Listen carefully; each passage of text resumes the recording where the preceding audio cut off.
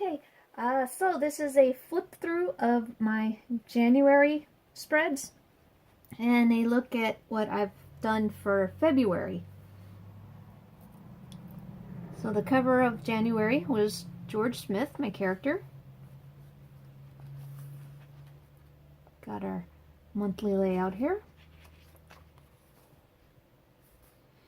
My dailies and a little bullet. And then the first week, nothing was done because I was busy drawing all of this. We've got George here in hybrid form. And I didn't finish until the 13th, so this is the first day that I actually use this. And it's very frustrating that every time I make this spread, I never get to use it. And the first time I ever drew this was back in November, and I didn't get to use it because I was busy with, I think we were out of town or something. And then I was working on the art for this one. I love how Solon turned out on this, though. It turned out really nice. This is the first week I finally got to use the bullet journal. So we got Galamach here in the corner, which is George's true form. And then this spread, which I'm really happy with how it came out as well. And the last page of January, it was a really good month. Okay, now February isn't finished as far as coloring, but all the layouts are done. And this month, as most of you know, is actually off to a very bad start. So on the 31st, I didn't write anything because Bullet got sick really bad. And we've got Moby Dick is going to be the theme. And I wanted to write quotes and have scenes from all my favorite parts of the book. And here we've got,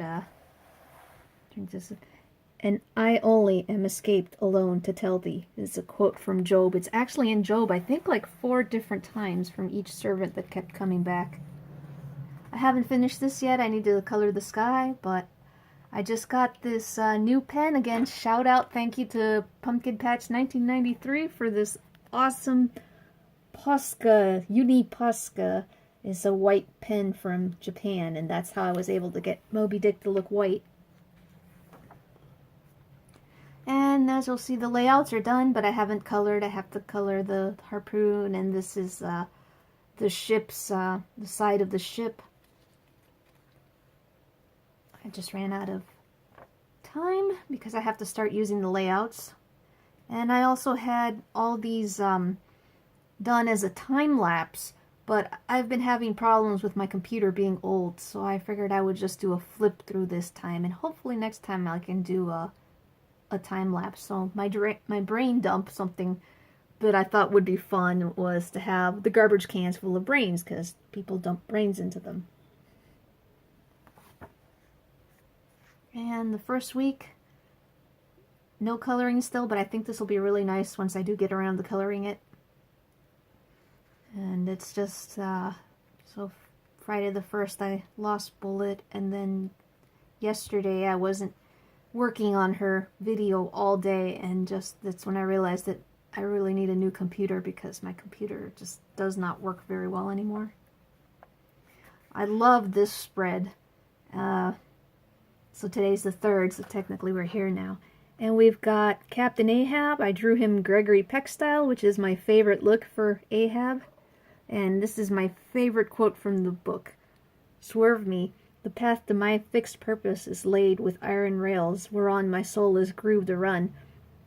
Over unsounded gorges, through the rifled hearts of mountains, under torrents' beds, unerringly I rush. Knots an obstacle, knots an angle to the iron way. From chapter 37 called Sunset. Now that's determination. Just an awesome quote. And this is the gold coin that Ahab put on the mast for anyone who was the first person that would raise him a white whale would get the coin. And it's a real coin from Ecuador. It's historically accurate the way it was described in the book. And here's that layout again. And the irony of this is that I'm gonna be out of town.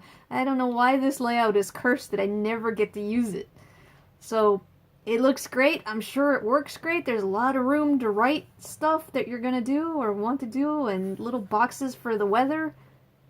One week, I will get to use this layout. But we've got here the giant squid, chapter 59, one of my favorite chapters in the book.